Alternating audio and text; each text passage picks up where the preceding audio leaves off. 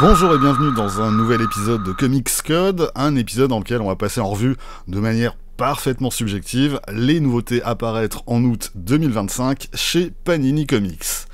Comme d'habitude, si vous notez des erreurs, des oublis ou des changements de dernière minute, n'hésitez pas à les signaler dans les commentaires, c'est aussi fait pour ça. Bon, alors, je vous préviens tout de suite, les vacances c'est terminé. Chez Panini Comics, on a rangé la crème solaire, le transat et la bouée Deadpool, et on reprend le boulot dès le mercredi 6 août, avec 31 nouveaux titres au programme, le meilleur côtoyant comme toujours le pire. En 100% Marvel, la bonne surprise du mois, c'est Namor, le dernier roi d'Atlantis, de Jason Aaron, Paul Davidson et Alex Lins. Aaron avait pas mal mis en scène Namor dans son run sur les Avengers, d'abord dans le registre psychopathe des mers, puis dans une version un peu plus fréquentable. On le retrouve ici emprisonné pour répondre des crimes qu'il a commis à l'époque, jusqu'à ce qu'une guerre fratricide entre différentes factions pour prendre le contrôle d'Atlantis l'oblige à intervenir.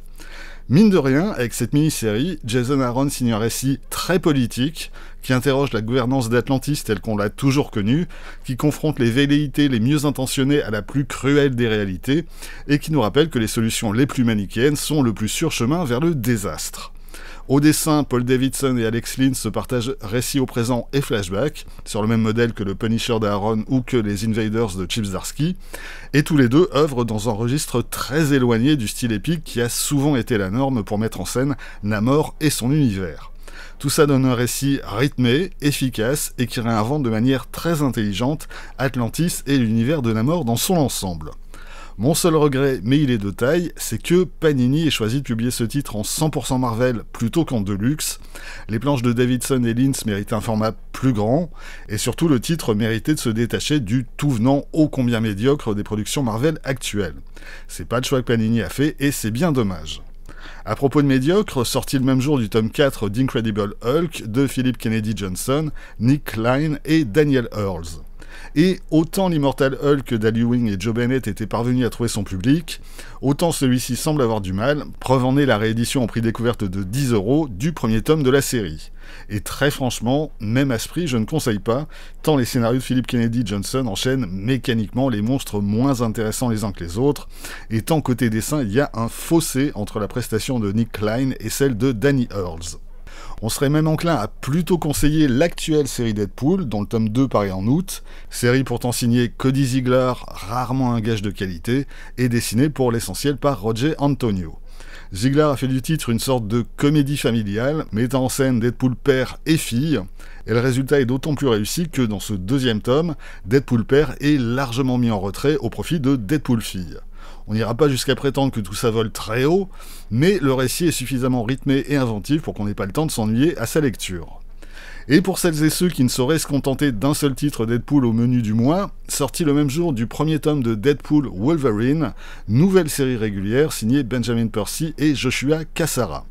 Inutile de présenter le duo, ils sont assez souvent apparus ensemble pour qu'on ait d'emblée une idée de la dynamique du duo qu'ils forment, et de ce point de vue, ce nouveau titre ne déçoit pas, d'autant plus que la prestation de Joshua Cassara au dessin est comme toujours extrêmement efficace. Côté scénario, en revanche, Benjamin Percy a la mauvaise idée de nous ressortir un vilain dont la présence ne réjouira que les plus Liefeldiens des fans de Rob Liefeld, et les 5 épisodes au sommaire se lisent en 10 minutes, montre en main. Du côté des périodiques, Ultimate Universe fait du surplace avec son 6e numéro, dans lequel les différentes intrigues ne progressent guère. L'épisode Ultimate de Dennis Kemp et Juan Frigeri gère les conséquences de l'épisode précédent. Il se passe strictement rien dans les 2 épisodes d'Ultimate Spider-Man de Jonathan Hickman, David Messina et Marco Checchetto, jusqu'aux 2 dernières pages du 2e épisode. Et Ultimate Black Panther continue de faire du surplace, mais c'est une constante depuis les débuts de la série. Restent les épisodes d'Ultimate X-Men pour les quelques téméraires qui s'y risquent encore. Dans Marvel Comics numéro 20, début de l'arc The 8 Deaths of Spider-Man, avec 4 épisodes au sommaire, les 2 premiers signés Joe Kelly et Ed McGuinness, les 2 suivants par Justin Ireland et Gleb Melnikov. Spider-Man se voit confier de nouveaux pouvoirs, de nouvelles responsabilités et un nouveau costume par le nouveau sorcier suprême qui est Fatalis, ainsi que la capacité de ressusciter 8 fois pour mener à bien sa mission. 8 résurrections pour un arc en 8 épisodes, devinez ce qui arrive à chaque épisode. Clairement, c'est pas cette histoire qui va nous réconcilier avec le tisseur de toile. Le reste du sommaire de la revue est composé de Spider-Boy numéro 15, Avengers numéro 19 et Immortal Thor numéro 16. Dans X-Men 15 et 16, la seule nouveauté au menu, c'est le premier numéro de la série Weapon X-Men, signé Joe Casey et Chris Cross, qui réunit dans un récit bourrin au possible Wolverine, Deadpool, Cable, Chamber et Thunderbird. Amis de la subtilité, prière de s'abstenir. En Marvel Must-Have, sorti de Marvel Boy, mini-série de 2000, signée Grant Morrison et J.G. Jones, que Panini n'avait jamais réédité depuis sa sortie en kiosque il y a presque un quart de siècle, mais qui figurait au menu de la collection Le meilleur des super-héros Marvel de chez Hachette. Il s'agit d'une mini-série dont on a peine à croire en la lisant qu'elle s'inscrit dans la continuité Marvel, tellement Grant Morrison s'en fout, mais c'est un très bon récit qui met en scène un soldat Kree tombé accidentellement sur Terre et qui va avoir fort à faire pour ne pas tomber entre les mains de différents individus qui ne lui souhaitent pas du bien. Le scénario de Grant Morrison est constamment inventif et les planches de J.G. Jones, même si elles souffrent encore à l'époque de certaines maladresses, ont quand même de la gueule. Si vous n'avez jamais lu ce titre, je conseille. En Marvel Deluxe, sorti du 4e et dernier tome de X-Force de Benjamin Percy, Robert Gill et Paul Davidson, des épisodes qui se situent dans le cadre de Fall of X et qui vont sceller le sort de certains des membres de l'équipe, et en particulier un certain mutant qui n'a cessé de dépasser toutes les bornes depuis les débuts de la série. X-Force reste une des réussites de la période Krakoa, dans laquelle Benjamin Percy a pu pousser sa vision de ses personnages jusqu'au bout. Autre dernier tome, celui du Daredevil de Chip Zdarsky et Marco Checchetto, une dernière partie dans laquelle la série renonce définitivement à son cadre urbain pour plonger son héros dans des questionnements religieux. On aime ou on déteste, je ne suis pas sûr qu'il y ait un juste milieu. Dernier Marvel Deluxe du mois, Spider-Man et Hulk, le triomphe des 1000 de Garth Ennis et John McCree, soit le duo auquel on doit l'excellente série Hitman chez la distinguée concurrence. Ces épisodes sont nettement moins mémorables. On trouvera au sommaire les 2 épisodes de la mini-série Hulk Smash de 2001, soit un énième pétage de plomb de Hulk, mais raconté du point de vue d'un militaire censé lui tenir tête, et les 3 premiers épisodes de la série Tangled Web, une série dans laquelle la destinée de Spider-Man était confiée à différentes équipes artistiques juste le temps d'un arc. Garth Ennis a opté pour un récit horrifique, dans lequel une créature franchement monstrueuse tente de régler ses comptes avec Spider-Man. Âme sensible, s'abstenir.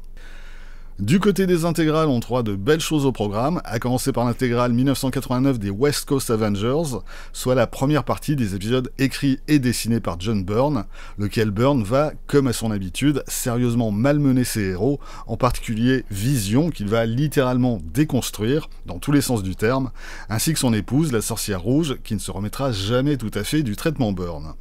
Sur un registre plus léger, c'est également dans ces épisodes qu'on va assister au premier pas des Great Lake Avengers, réunion de bras cassés auquel Hawkeye va tenter de donner un semblant d'unité. Comme c'est souvent le cas, John Byrne quittera la série suite à un désaccord avec son éditeur et avant d'avoir pu mener son projet à terme, mais en l'état, ça reste une très bonne période pour la série, peut-être même la meilleure. Sorti également de l'intégrale 1983-1985 de Doctor Strange, toujours écrit par Roger Stern, et dessiné principalement par Dan Green et Paul Smith. La première moitié des épisodes vise à régler le sort des vampires en général et de Dracula en particulier dans l'univers Marvel. La seconde se focalise sur la lutte que mène Cléa contre sa mère, Umar, la sœur de Dormammu, dans son univers d'origine. Les scénarios de Stern sont solides et les prestations de Dan Green, Paul Smith, mais également Brett Blevins font vraiment plaisir aux yeux. On ne pourra malheureusement pas en dire autant de la prestation de Don Perlin dans l'intégrale 1981 des Defenders, écrite par Jean-Marc de Mattéis. Perlin n'était pas un artiste foncièrement nul, tout juste médiocre, mais lorsqu'il lui est confié la tâche de mettre en scène des démons qu'on suppose spectaculaires et hideux, le résultat n'est même pas digne des pires séries Z des années 50. Et c'est d'autant plus dommage que le scénario de Mattéis ne démérite pas, en particulier lorsqu'il développe une longue intrigue qui culminera au 100e numéro de la série et qui mettra en scène la quasi-totalité des héros qui ont, un jour ou l'autre, fait partie des Defenders. Dernière intégrale du mois, celle consacrée aux années 1982 et 1983 de Moon Knight. Doug Mensch est toujours au scénario, Bill Sienkiewicz signe ses derniers épisodes avant d'être remplacé par un autre jeune artiste fort prometteur à l'époque, Kevin Nowlan. Les épisodes sont en règle générale trop verbeux et la qualité des intrigues varie grandement d'un épisode à l'autre, mais forcément, les prestations de Sienkiewicz puis de Nowlan méritent qu'on prenne le temps de s'y intéresser. Encore un titre des années 80, mais au format omnibus cette fois, le 2e tome de Rome de Bill Mantlo et Sal Buscema. On trouvera au sommaire les épisodes 30 à 50 de la série régulière, ainsi que les 2 annuals et Marvel 2-in-1 numéro 99, dans lequel Rome apparaissait aux côtés de la chose. Les annuals sont assez anecdotiques, mais les autres épisodes constituent la meilleure période de la série, en particulier graphiquement, lorsque Ian Akin et Brian Garvey succèdent à Joe Sinnott à l'ancrage. Les planches de Sal Buscema prennent aussitôt une toute autre dimension, le travail d'Akin et Garvey sur les textures et sur les ombres est immédiatement reconnaissable, et il renforce la tournure horrifique que prennent les scénarios de Mantlo. Tellement horrifique qu'à l'époque, Luke en cessera la publication dans les pages de Strange, si bien que les épisodes 47 à 50 sont publiés ici pour la première fois en France. Autant dire que les lecteurs français ne sont sans doute pas prêts pour la tragédie massive qui va frapper la série au numéro 50. Plus noir encore, le deuxième tome de l'omnibus Punisher par Garth Ennis. On attaque ici la période Marvel Max de la série, soit des récits résolument sombres et violents, mais aussi plus réalistes, puisque désormais totalement détachés de l'univers Marvel. Ennis y accompagné d'une belle brochette d'artistes, Bud La Rosa, Leandro Fernandez ou Doug Braithwaite, sans oublier Darick Robertson qui signe la mini-série Born, laquelle revient sur les années que Frank Castle a passées au Vietnam. Quant au troisième tome des New Avengers de Brian Michael Bendis, initialement annoncé pour le 27 août, il semble avoir été repoussé au 10 septembre, on l'évoquera donc le mois prochain. De son côté, la collection Marvel Push s'agrandit avec 6 nouveaux titres. On aura ainsi droit au 8e tome d'Ultimate Spider-Man de Brian Michael Bendis et Mark Bagley, avec les épisodes 86 à 96 de la série, plus ses 2 premiers annuals, tous les deux dessinés par Mark Brooks. On aura aussi le tome 5 de Civil War, qui réunit l'intégralité de la série Civil War Frontline de Paul Jenkins, Steve Lieber et Ramon Bax. Il s'agit en fait de 2 récits indépendants. Le premier raconte l'enquête journalistique de Ben Urich sur les événements en cours. Le second s'intéresse au destin de Speedball, et vraiment, le personnage ne méritait pas ça. On aura également le 3e et dernier tome de Daredevil par Frank Miller, soit les 6 derniers épisodes de son premier run, qui apporte une conclusion très provisoire à l'histoire d'Elektra, plus les 7 épisodes de l'arc Born Again, dessiné par David Mazzucchelli, et qui n'est sans doute plus nécessaire de présenter ici. 3e tome également pour le Spider-Man de J. Michael Straczynski et John Romita Jr., qui peine dans ces épisodes à trouver son second souffle. John Romita Jr. qu'on retrouve dans le 3e et dernier tome de Kick-Ass, toujours écrit par Mark Millar, bien entendu. Et fin de parcours également pour The Boys, avec la mini-série Dear Becky, signée Garth Ennis et Russell Brown, qui vient conclure le parcours de Yugi, Annie et Butcher après la fin de la série régulière. En kiosque, Panini a annoncé l'apparition de 2 titres. Le premier, Fantastic Four First Steps de Matt Fraction et Mark Buckingham, est bien évidemment lié à la sortie en salle du nouveau film, et met d'ailleurs en scène la version cinématographique des personnages dans ce qui est leur toute première aventure. Matt Fraction signe un scénario assez malin, qui s'inspire effectivement des tout débuts de l'équipe telle qu'on la connaît depuis 1961, tout en les remettant au goût du jour, et les planches de Mark Buckingham sont toujours aussi chouettes. En outre, entre les pages du récit, on a le droit à diverses petites choses amusantes, fausses pubs d'époque ou interviews de Johnny Storm. Est-ce que Panini prendra la peine de traduire ces quelques séquences ? On verra bien, mais au vu des pratiques habituelles de l'éditeur, il est permis d'en douter. L'autre sortie annoncée, c'est un nouveau Marvel Swimsuit Special, un concept qui fleure bon les années 90 et qui d'ordinaire consiste en une collection de pin-up de héros et surtout d'héroïnes en maillot de bain. Cette fois, on a droit à une petite histoire censée faire le lien entre les différentes illustrations, histoire signée Tim Seeley, Tony Flicks et Nick Bradshaw, qui s'avère totalement anecdotique. À côté de ça, côté pin-ups, il faut bien reconnaître qu'on a droit à de très jolies choses, signées notamment Mirka Andolfo, Olivier Coipel ou Adam Hughes.